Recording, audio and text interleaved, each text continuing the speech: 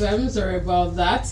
It is 4 minutes gone past the hour of 10, and it's time for the melting point on Memories 96.5 FM. The well anticipated edition of the melting point. I'll say that because I have been anticipating this melting point and the conversation, because it's quite interesting, and I would like to hear from you what exactly your perspectives are on today's edition of the melting point. Once again, welcome to the melting point on Memories 96.5 FM. My name is SHARON Mandor. I am Anifiok Nkerwem. Nice to have you on Melting Points Monday.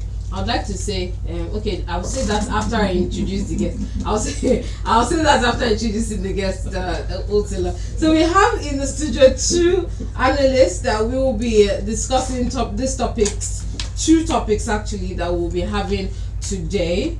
The first person is a public affairs analyst that's not new to the Monday edition of the Melting Point. Utuekong Donald Enquiry. Good morning to you, Utuekong. Yeah, good morning, Sharon Mando. Sharon Mando is a queen of the airwaves. And wholesaler himself. He's the servant of the airwaves. Good morning, Akwa Ibom people. Good morning, Nigeria. And I like to say this and again and again. Jesus is Lord. Yes, Jesus is Lord. Yes, Utuekong. Yes, thank you very much. All right. We also have a political and legislative analyst, Endurance Basi. Good morning to you, Endurance. Good morning to you, Sharon. Good morning to you, Oselo. It's such a wonderful moment to be here, and very importantly, good morning to Akwa Ibomites. Welcome. Now I can let the cat out of the bag. Oselo. Yeah. Don't you see? Don't you think that you're odd in this? We're all wearing blue. Yeah, that's right. And I don't have a trace of blue on me. And I did not even notice that. Being a woman, women are very color friendly. The different shades of blue, but Oselo is not close. Yeah, I'm not. Far from being close. Otherwise, the red color, the red prints on my wear shows some sympathy for the Nigerian protesters that may be going out on the streets to protest. Red, Oselo, are you anticipating something bad? What do you mean by red? The conditions are honestly something else. That's no drop of blood, just like the in Merchant of Venice. But we'll just go into the details. There should be no drop of blood. We'll go into the details of the protest. Let's first of all let's take like the first 15 minutes to go abroad. All right, let's we're boarding a plane now. Yeah, so via Ibom Air. Yeah, Ibom Air is now flying. No, don't do the publicity, don't do the marketing for them.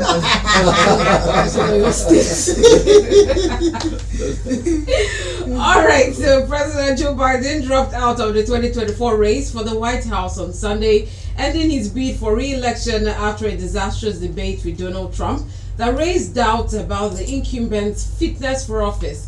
The unprecedented announcement, delivered less than 4 months before the election, immediately upended a campaign that both political parties view as the most consequential in generations. The president's intent on serving out the remainder of his term in office quickly endorsed Vice President Kamala Harris to take on Trump and encouraged his party to unite behind her, making her the party's instant favorite for the nomination at its August convention in Chicago.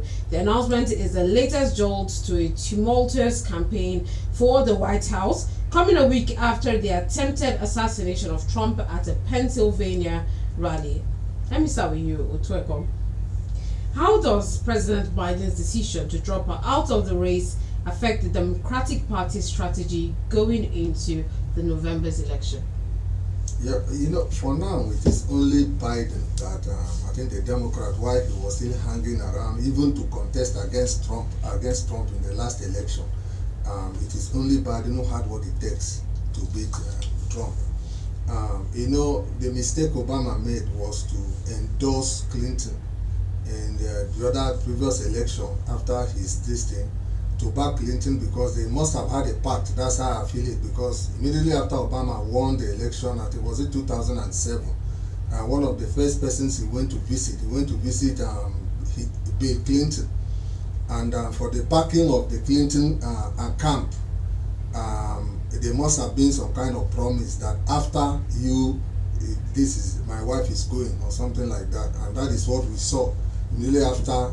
Even when Biden made moves to get the nomination, Obama pitched his tent against Clinton, and Clinton was not very popular with evangelicals because there are a lot of things which maybe with time we can talk about, but one of the issues was that some of them called her a witch.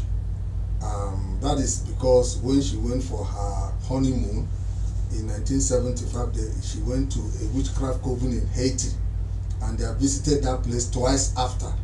And some of the evangelicals believe that that one of the challenges that there is a prophecy that the person who will bring the downturn of America will be a woman president, and her extreme views didn't bode well with the evangelicals, so they really came all out to vote, even though she won the popular vote, but this man won the spread across the country. So the challenge now is that if Biden had contested that election, he would have won, and Biden came back 4 years later and beat Trump like I expected him to do. Now Biden is old, in his 80s, and he's out of the picture, too close because of his health, because of health reason, very close to the election.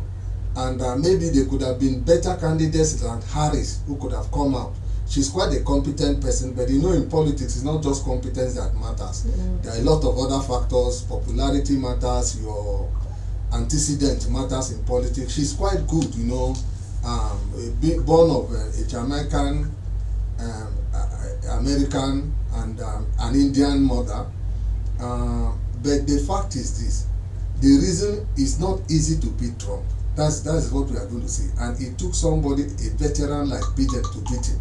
So it's going to pose a great challenge, a very big challenge to the Democratic Party now to be able to stand against this thing. Well, let's see what's going to happen, whether they are going to endorse, because the man quickly came out to endorse his vice president. Yes. So that he can give her a leg up ahead of any other candidate. We heard about Michelle Obama, but I don't know. I think she's a very reluctant person in politics. She may not really like the idea of contesting this election. So we don't know yet. Let's just wait and see. But the Democrats are at a disadvantage as of now.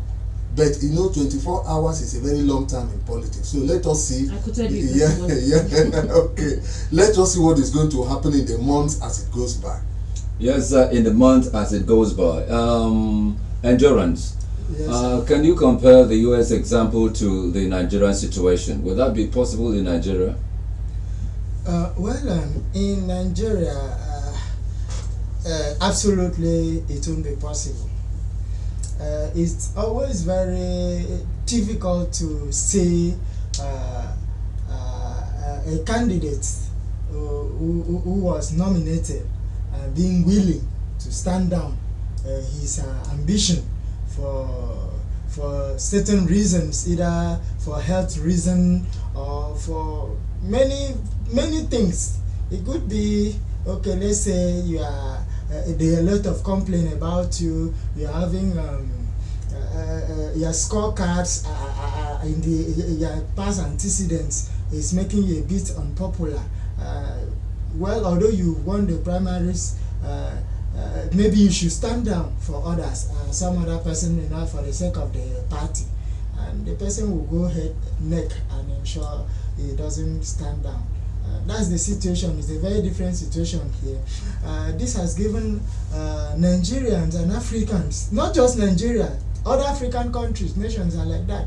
They won't take such a decision. That's to show you how the whites are, how Americans are.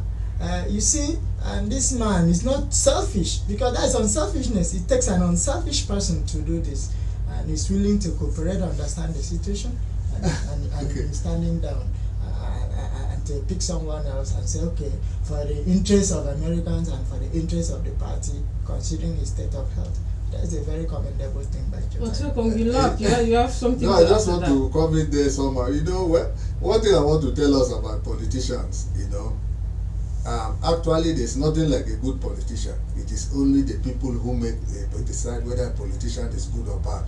And we cannot really compare the Nigerian democracy, the state we are now in, than with them. You know, what is happening in Nigeria is that we are passing through the process of nation building. They have reached that level a long time ago. They passed through a lot. So their democracy is far more developed. It is indigenous to them. Our own, we are still trying to find our footing. So certainly you cannot compare the quality of our democracy. They have what they call institutional democracy, which we don't have that as of now. So as time goes on, we are going to see like the protest coming up simply shows you that we are still, America has passed this kind of level. People will not really come out to protest over the same issues, even though they are more active politically than we are. It shows the level of development there compared to what we have in Nigeria. So in America, the politicians are doing the bidding of the people because their democracy is developed. In Nigeria, the populace do the bidding of the politicians because our politics are not mature. It is the process that produces good men in power. It is not the men in power that determines what is good. Are you getting me? So that is the difference between us and them over there. But however, for instance, while Joe Biden stepped down, in his comments, in his speech, part of his comments, he made a comment that for the interests of his party and Americans, he has decided to, due to certain observations, to step down. And then what he further did was him recommending Kamala Harris to stand in to be, but then it's already generating a lot of issues here. The question now here is, can Kamala Harris stand Donald Trump? Like my brother said, Why do you think that she can't? It's a question though. I'm not saying I'm just like, it's a rhetorical question. It's a rhetorical question. But for you to have to ask that question, there's an atom of doubt in you. Okay, like Otekon said, what player in 2016 when Trump came on board? Like he said, a lady was brought, and the person of. So it's a gender thing. No. No, I'm asking this because I remember telling Old Taylor off the air that it's a gender thing. That's why people say that Donald Trump is going to win. No, definitely it's not really a gender. Sharon is gender sensitive. yes, it should be expected. At least she's the. I'm just a promoter of what's right. What you're saying she's a minority. Yeah, what you're saying is actually right. But the truth of the matter is that do not discountenance the fact that gender will play a role in this election. Hitherto, thus far, America has not elected any female president before. And again, too, some people have talked about race, but we've had a black president in America, so that may not be a factor. Now, to compare what happened to Hillary Clinton and this other person, you cannot really put them on the same pedestal. Why? Because Hillary had a peculiar problem. She had a very strong, very powerful machinery, campaign machinery, one of the best in the world. In fact, one of the things that makes some people say when Obama won the primaries, as of that time, the Clinton campaign they said it was the most sophisticated and most powerful campaign machinery in the world has ever seen. Nobody has seen it like that. But Obama was able to defeat them in the primaries. You see the point? So the fact is this: Clinton has a peculiar problem. Americans don't trust Clinton. They trusted, even Democrats don't trust Clinton. They trust even Donald Trump more. That is why some people were blaming Obama when he did not allow Biden, when he now projected this lady, Hillary Clinton. Because if it was Biden then, at that 2016 election, Trump would have been beaten hands down. You understand me? So there's a clear difference. So we cannot really say it is a gender thing when you compare what happened in the past, but gender certainly will play a role You understand me? In determining whether he wins. And you have to understand that in terms of pedigree, Trump has a lot of pedigree in American politics today. He has a cult of following within even the Republican Party, and there are a lot of factors leading to that. You see the point? Most of the positions that these people, the Democrats, are taking, is creating a lot of deep divide in America. So, and that is making Trump to be very, very popular. So that is on one hand. So you need, for them to beat Trump, they have to put somebody that has a strong pedigree, and somebody is not too far to the left, believing in all those things. I said here last Monday that when Obama was president, there was even a link on the White House website, a link to the gay website, the LGBTQ website. But you notice that when Biden came on board, Biden didn't allow those things to come on the website. You had a hyperlink on the website too, that LGBT on the website, the president, the White House, which was very unpopular with many Americans. So that is just a fact. So that deep divide, they need somebody who will have to move a little bit to the middle, you understand me, and somebody who will have the pedigree and the sophistication to be able to withstand Trump. Yeah. Trump, with that attempt on assassination again, has given him a lot more. That was the angle I even wanted to hear from Endurance, considering this time, because I want to get the last. I noticed that you wanted to respond to Ekman, but let me just throw this at you so you can just do both of them at once. At this point where Trump is having sympathy votes, or yes, people are sympathizing with whatever happened to him, the assassination attempt and all of that. At this point, do you think that the stepping down was timely at this point? Recall, take note that by this time Trump has already become a sought after candidate for this election, and now people were like kind of a bit dicey, because although Biden is aged, people still believe in his abilities. People still love Biden. A good number of persons, like recall during our last program here, a whole lot of persons that call and said, irrespective of Biden's age, that Biden will surely beat Trump. I don't know whether I get the fact there. But now, at this point, though, Biden has just stepped down. It was Biden, Trump in the picture. And now bringing just 4 months to the election. And here is a new person, Kamala Harris. I have been getting some report that Kamala Harris is relative. She has been a vice president. Yeah, she has been a vice president though. But I have been a lot of media analysis have been showing that she even performed freshly lower than Biden. So I've been seeing that and people have been imagining, if they bring the main problem that the Democrats will have will be Biden stepping down. They've been thinking that they could manage Biden to be able to stand this election, but here they could not still succeed at the end of the day. And now it's as if Trump's prayers have been answered, because to me I just see an easy ride for Donald Trump with start contesting with Kamala Harris. That's what my observation here. Let me come to you. The 59-year-old black Indian woman, woman of Indian heritage, 59-year-old sitting vice president of the U.S.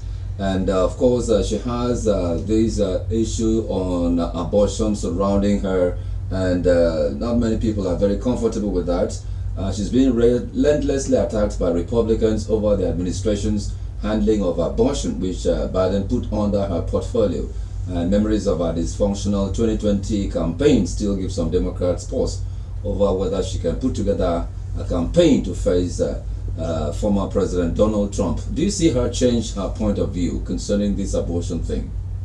Well, I think this is one of the problems. And even if you have Democrats and say, put Trump and put Harris and put Biden, who would you choose to be president? They would rather choose Biden.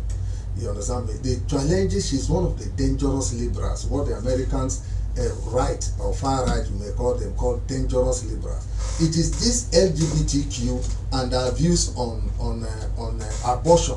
In fact, one of the things Middle America hated Hillary Clinton for was her views on abortion, where she even accepted the fact that a woman who is pregnant, the pregnancy is about is it 7-8 months, a mentor, they can do abortion. You understand me? And people were barking at that kind of statement, and they call her a murderer. And this woman has exactly the same views with Hillary Clinton.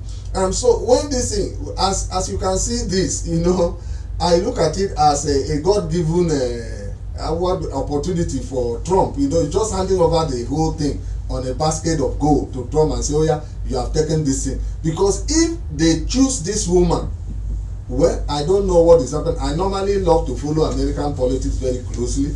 But I can tell you that if they choose this woman as their candidate, if there are no good hits who will come in now to say, look, let us look for somebody better than this, somebody possibly in the 40s or early 50s who has some kind of pedigree, which I don't know who is there among the Democrats for now. I have looked across the board, I've not really seen much. But if you put this woman forward, I can tell you that it is home free for Trump. He's certainly going to transcend. It's going to be a landslide victory, in my own thinking. All right. Thank you very much. Let's come back home. We're running out of time, so we have to come back home and talk about this planned protest. Now, youths have decided that Nigerian youths have decided that they're going to hit the streets on the 1st of August. That's next month. Protesting for a good governance, against bad governance, an end to bad governance is what the main issue is. Now, they have listed their demands. There are 10 extracts of demands that they have posted, and they are as follows. Revert petrol pump price to 100 naira per litre. Combat insecurity and hunger. Close all IDP camps and resettle the campers. Total electoral reform and an independent probe into the electoral budget of 355 billion naira. Immediate release of all #EndSARS protesters still in detention. Implementation of living wage minimum of 100,000 naira. Compulsory free education from primary to secondary school education grant at tertiary level. Children of all public office holders must attend public schools in the country.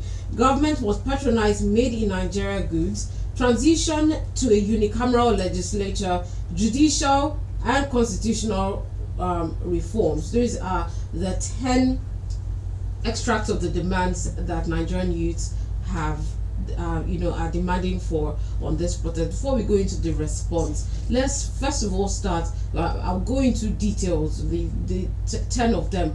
But how realistic are these demands as a whole? What's your going to start with you? Yeah, in fact, the guys are even a little bit frugal in their demand. They should put more demand. Those demands are extremely realistic. There is nothing, look, let me tell you. Look at what happened in Kenya. What the president of Kenya, Ruto, was trying to do was to take Kenya to the level that Jonathan did in Nigeria. Let me just say so. Not even up to what Buhari did or the current government. And the people reacted. The Kenyans had fought for independence. Nigeria didn't. So we don't know what to do. And we have allowed divisions to stop us from getting what we want. What those young men are demanding is actually what is the core of the problem of this country.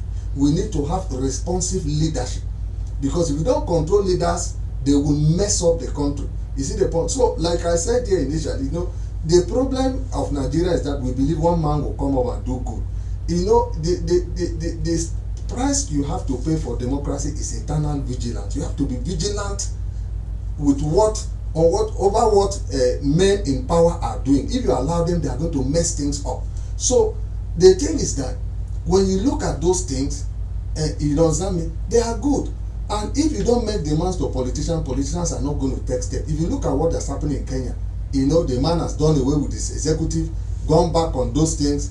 The same problem Kenya is facing is what Nigeria is facing today. You understand me? The same IMF that made that man to mess up his leadership is exactly the same thing here. So those demands are very genuine. They are even very minimal as far as I'm concerned. You understand me? And I hope Mr. President will take steps. And you notice that even the National Assembly is taking some minimal steps, like saying we cut our salary of 600,000 to this, but you're taking on about 82 and 20 something million every single month. Why don't you cut your allowances? So we need to push more. Nigerians need to push more to make them become more responsible, because our politicians are completely and totally irresponsible.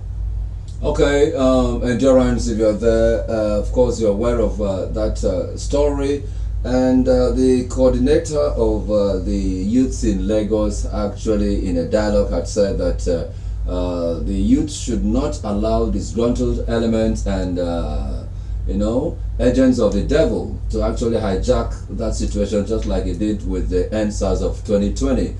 What do you think should be the steps to be taken to avoid a reenactment or replay of NSAS 2020? The problem I usually have with our youth these days, they've been this serious agitation for youth taking up leadership, and like what the youth are trying to do now, it's just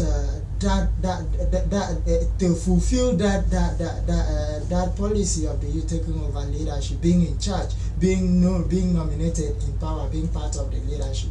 But then the problem I usually have with the youth is that they just a minute number of them that are being bring into the system seem to be disappointing. The moment they get there, they forgot the ideology that took them there.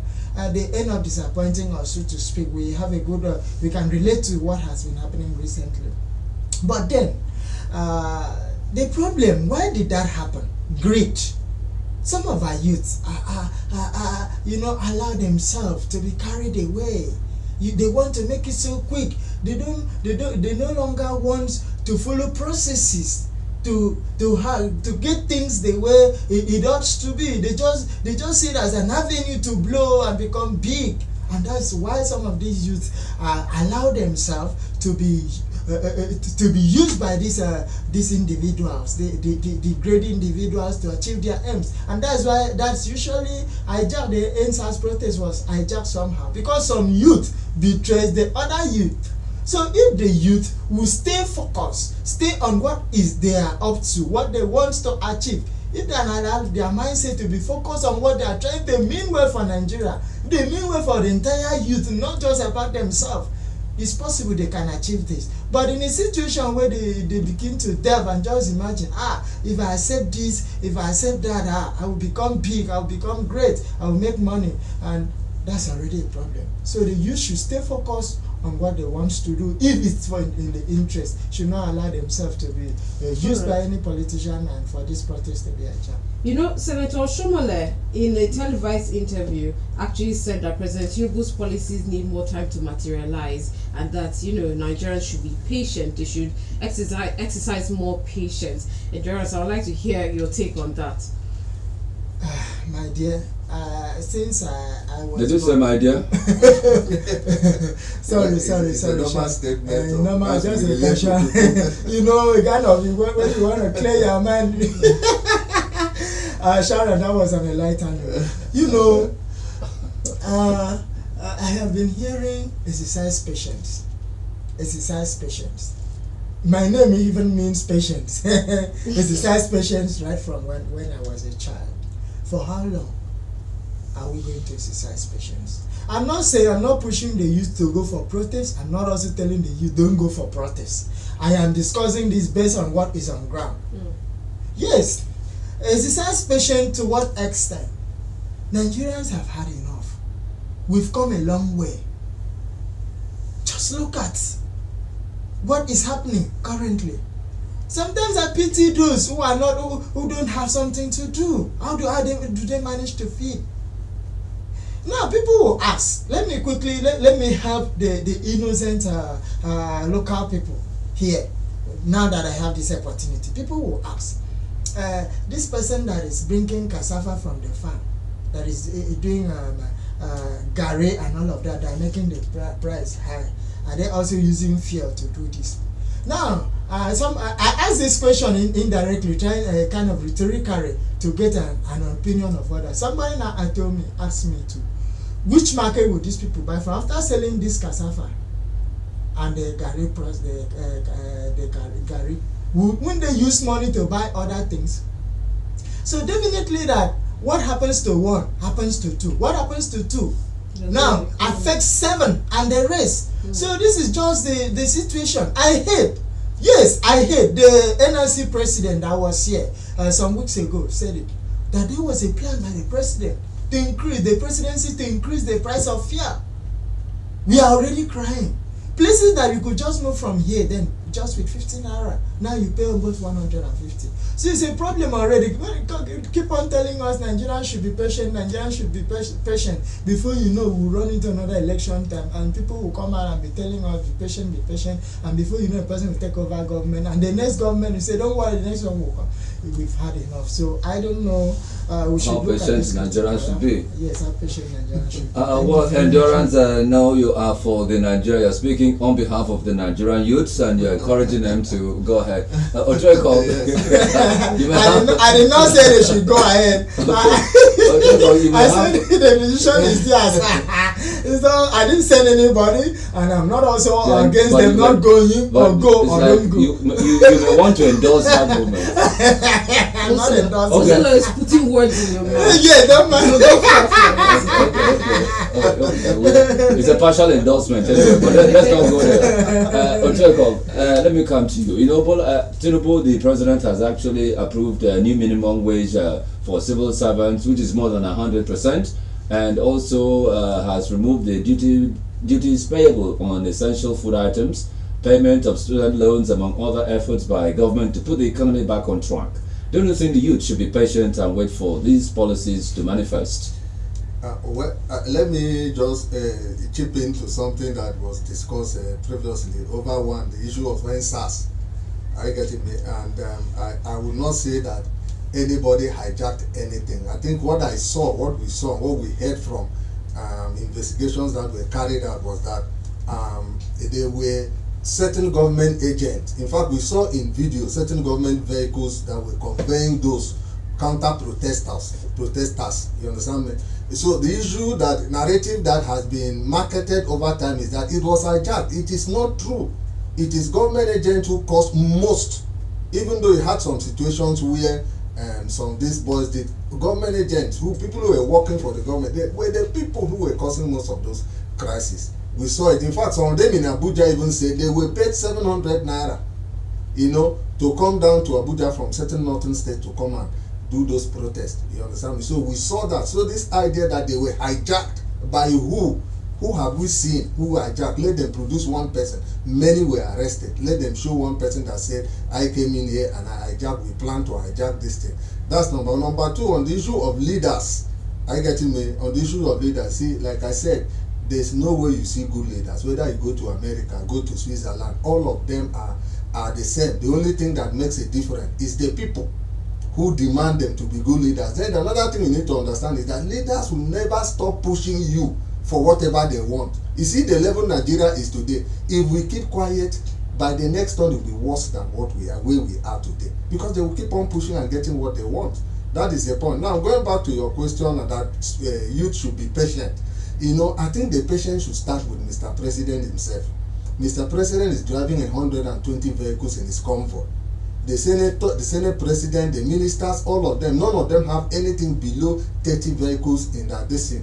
Recently, they donated $200 million worth of SUVs to themselves. And how many those monies could have?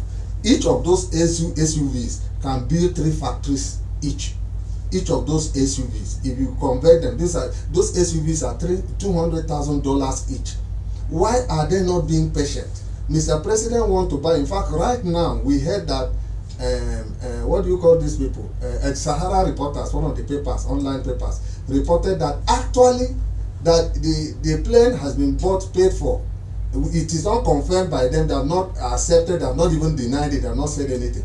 The Sahara reporters came out with the news that $100 million was used in buying the plane, and a further 15 million to condition the plane to be what will befit Mr. President in a country where almost 200 million people are living under multi-dimensional poverty. It is so insensitive, wrong for a president to do that.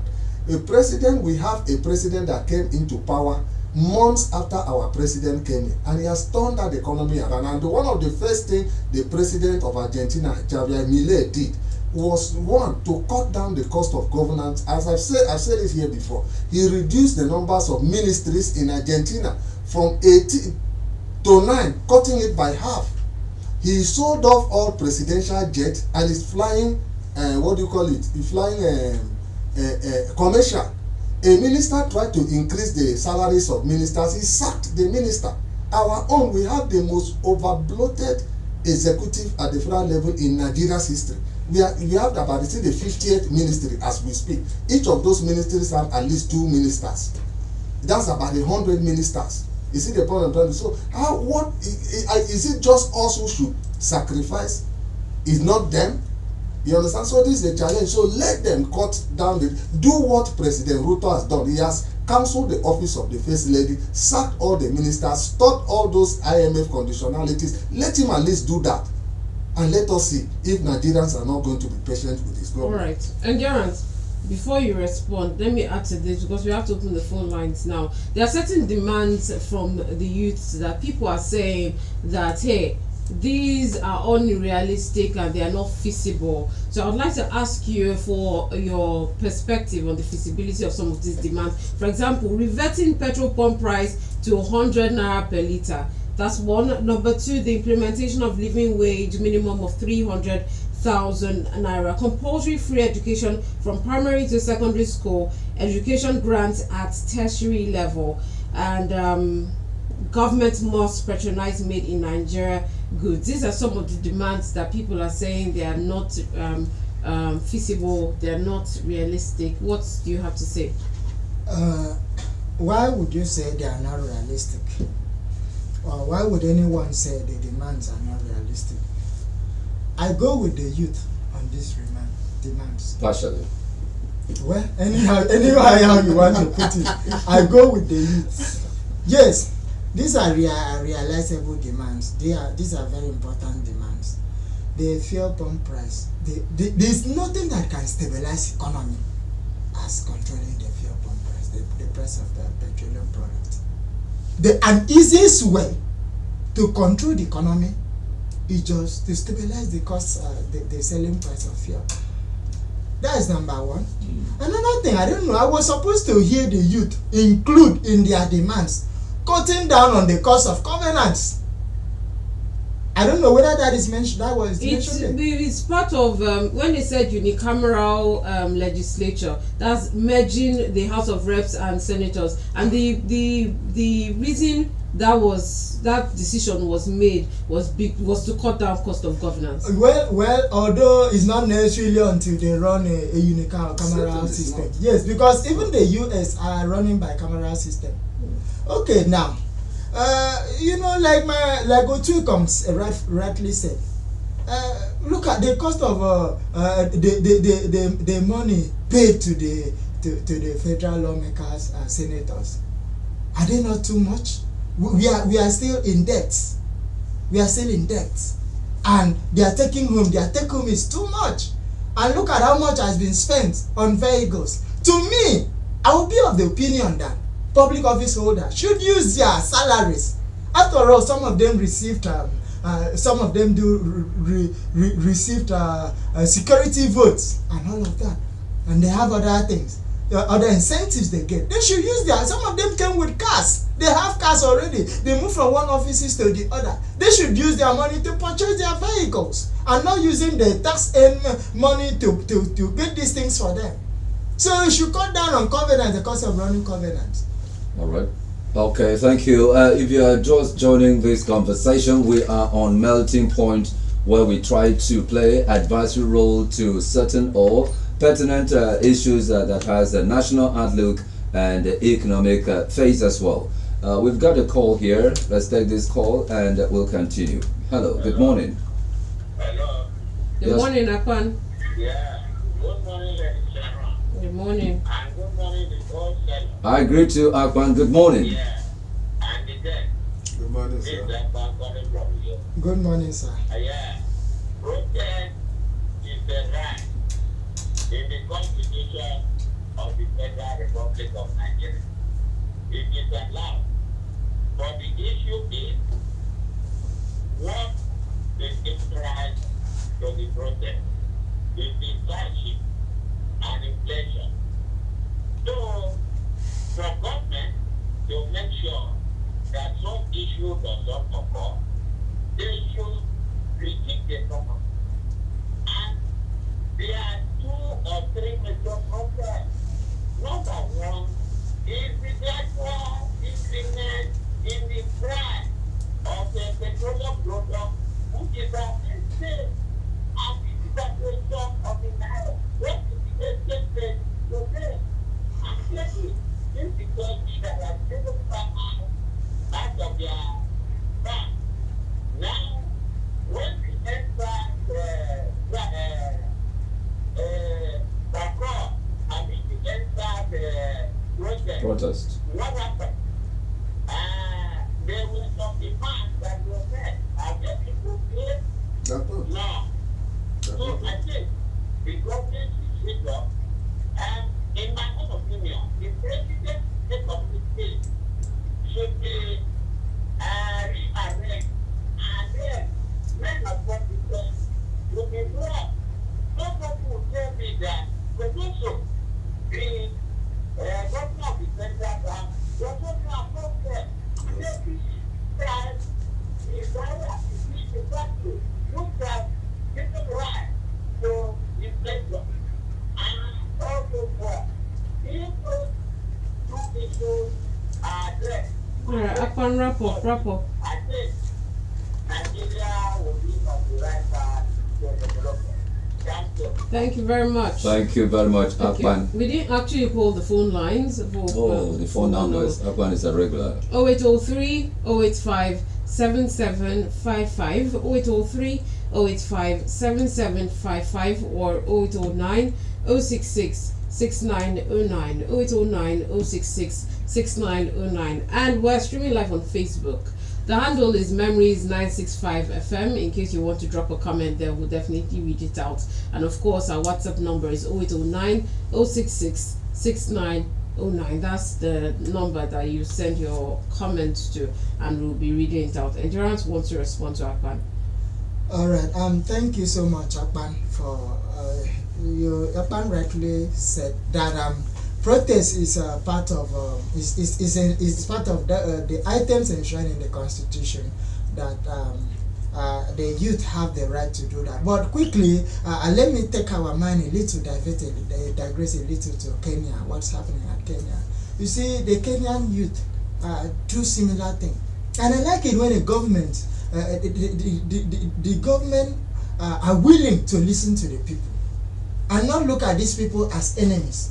The youth storm the street when they make an attempt to increase the tax prices. The youth understand the effect it will have. They said no. They hit the street on a peaceful protest, and because of that, quickly the president responded promptly, and then see he adjusted that. But though now some of the youth have been killed because of what? And because of kind of protests alleged that properties were destroyed at the National Assembly areas, and because of that, it led to killing some persons. Yeah, let me interrupt you there, and I want to come. There are 2 sensitive issues that I want to take on to take before we. Otsilo, Okay, I'm go so ahead. sorry. I'm so sorry. I was waiting for him to land because I wanted to throw a Ugandan question at him. You were Okay. talking about Kenya, and I wanted to bring in the dynamics in Uganda. Uganda is also facing this a similar issue, and their youths are also saying they're also mobilizing for protests. I think it's in September or October, but they are also mobilizing for protests. But in this situation, the president is saying if you go on this march, you are going to be playing with fire. It is not going to be tolerated. Now, this is the same Africa we can see that these Africans are now demanding for good governance. It's cutting across. How would this impact the dynamics playing in Nigeria? Can it actually impact? Because Kenyans, whatever happened in Kenya affected Nigerians. Nigerians also said they are going to take to the streets. Whatever is going on in Uganda, do you think that will have any impact in Nigeria? Yes, Nigeria should not forget. When we talk about Africa as a whole, Nigeria is that point of attention in Africa. So Nigerian government has to be very careful about this. How they respond to this, how they handle this. Because they are like the judges here. They are like other African countries look up to them. So the decision, what the government do, will directly or indirectly affect the decision of other subordinate countries. But then, I did not land yet concerning the Kenya. What happened? Because of this, sorry, I want to interrupt you again. We have another call. Okay. Good morning to you, Kevin. Good morning, Queen of the Airways. And your family. Good morning. Can you hear me? Yes, we can hear you. Good morning. Yeah, I just want to start by saying first about that comment of that man says that will be inferior. I think that statement can't be that man that makes that statement. I think be expelled from office because I think it's the enemies of good governance in the country. And I think there are some cabal who have been benefiting from this lack of refinery and all of this stuff. That is why they are expected so that the refinery will not be functional. Two, you have gone. Hey, so sorry. Try and get back to us. So as I was saying now, all right, now recall our former president, Obasanjo, recently was at Kenya to deliver a speech at the youth program, and was trying to say I could use the opportunity to talk because the Kenyan youth I'm aware they are still on the streets, especially some of them they've been massacred. They are still on the street, and the president is trying to plead with them to leave the street. And now the Obasanjo here is trying to say he could talk to the youth. And quickly, and one of us here, we know one activist in Nigeria, Omole Sewere. He's already he's raising an alarm, say, tell him to leave your nation. Why is he going there? There are a lot of problems at home. And what is he doing outside? Let him return back. Let him not stop you guys from doing. And now quickly, the Buka Nkeza Omole, which is the vice chairperson of Communist Party in Kenya, he's saying the president should allow them, the former president of Nigeria, Chief Olusegun Obasanjo, should allow the youth to do what they are doing. So Nigerian leaders should see how they will come back home. Let them look inwardly. Let them see what they can do. They should treat this matter squarely. They should ensure that stability is attained here before they think of others outside. Before I will let him go, let me come to Otuekong. Otuekong, according to the federal government, the knowledge of the planned hunger rally for Thursday, they said they have knowledge of the identities of many of the brains behind the protest, and they are known along with their collaborators who are safely residing abroad, and they are also expecting that these people are politically planned or motivated to come and destabilize the country, cause mayhem, carry out arson killings and other narrow political reasons. Do you share the same opinion?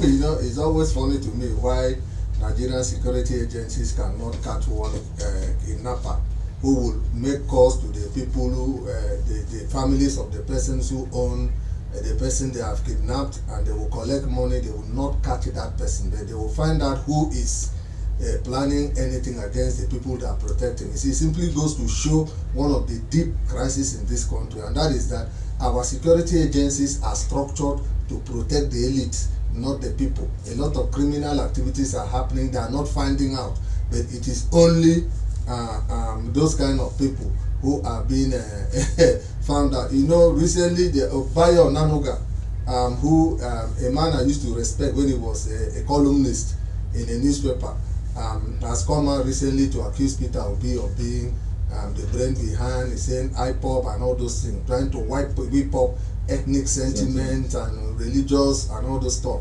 just to get whatever they want. Well, you see, you can fool like President Abraham Lincoln said. He said you can fool all the people sometime, and you can fool some people all the time, but you cannot fool all the people all the time. Most of these things, they are starting to lose color. They are starting to lose their impact, because the problem is that Nigerians are hungry. And Bayo Nanuga and whoever the security agencies and those who are finding out, trying to tell us whatever is the problem of this country, should first and foremost go to sort out the problem that is making these people to want to come out in the street. And again, I just want to point out a little thing.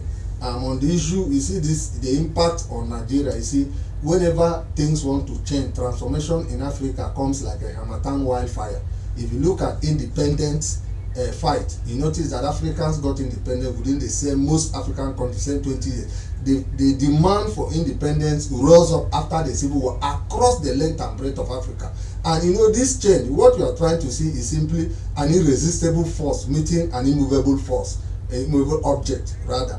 You understand me? The irresistible force is the force of change that is being powered by the youth of Africa. And the immovable object is the entrenched in political interest of old elites who don't want to leave power. That is the challenge. So we want to sit down and see what is going to happen over the many years, between now, say, the next 5 to 10 years, because these changes will come faster than the changes, the demand for independence happen. It may happen in a faster rate. In those times, we had about a 20-year period. Between 1958 and 1978, most African countries became independent. But now, you notice the changes are going to be faster than what we expect it to be. All right, thank you. Thank you very much, gentlemen in blue. Thank you. Thank you once again for coming in here. Thank you for thanking me. All right, the lady in blue has signed up, so we've got to keep it there till tomorrow.